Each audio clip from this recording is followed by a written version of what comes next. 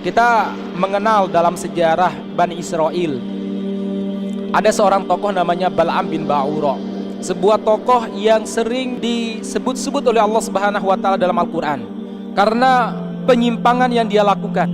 Padahal dia seorang ulama Bani Israel yang memiliki istimewaan, kalau dia berdoa, doanya pasti mustajab.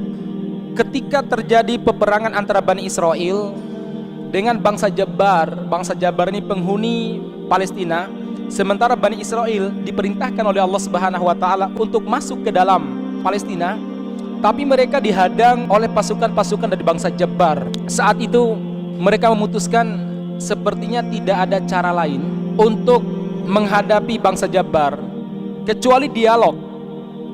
Kita mencoba negosiasi. Sudah sekian waktu kita ini berperang melawan mereka, kadang menang, kadang kalah, kadang menang, kadang kalah. Bagaimana caranya? Mungkin cara yang belum kita tempuh, kita negosiasi. Akhirnya ada orang yang menawarkan diri, namanya Bal'am bin Ba'ura, ulama Bani Israel yang kalau berdoa pasti doanya mustajab. Dia menawarkan diri, saya akan berangkat menemui bangsa Jabar.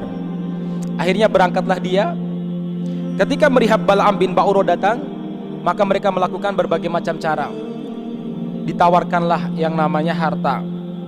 Bal'am, kalau kamu bergabung bersama dengan kami akan berikan harta yang begitu banyak kepada kamu. Bal'am, kalau kamu bergabung bersama dengan kami, niscaya kami akan memberikan tahta kehormatan di tengah kami. Bal'am, kalau kamu bergabung bersama dengan kami akan berikan wanita-wanita cantik untuk kamu. Akhirnya Bal'am menerima tawaran ini. Bangsa Jabar mengatakan, wahai Bal'am, karena kamu telah bergabung dengan kami minta kepada Anda untuk berdoa kepada Allah agar Allah mengalahkan bangsa Bani Israel dan memenangkan kami. Mereka tahu Bal'am ini punya doa yang sangat luar biasa. Kenapa demikian? Karena Bal'am mengetahui nama Allah yang paling agung, Ismullahil A'zam, yang kalau kita gunakan untuk berdoa pasti mustajab.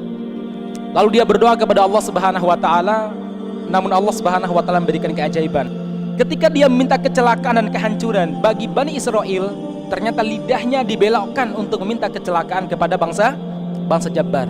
Subhanallah. Akhirnya dia mengatakan, ini sudah di luar kendali saya. Ilmu senjata saya sudah tidak bermanfaat lagi. Allah Subhanahu wa taala sudah turun tangan. Terus caranya bagaimana? Caranya satu, zayyinu nisa'akum, hiasi wanita-wanita kalian, hiasi percantik mereka, wa'tuhunna sil'ah, lalu berikan kepada mereka itu barang dagangan. Masukkan ke salon, dempul mereka, poles mereka, berikan pakaian-pakaian yang seksi, kemudian berikan apa? Sil'ah, barang dagangan. Terus hendaklah mereka menjual barang dagangan dengan pakaian yang tadi ke perkemahan-perkemahan pasukan Bani Israel. Satu pesannya, silakan menggoda. Kalau ada yang tergoda, jangan menolak untuk memenuhi apa yang diinginkan oleh mereka yang tergoda.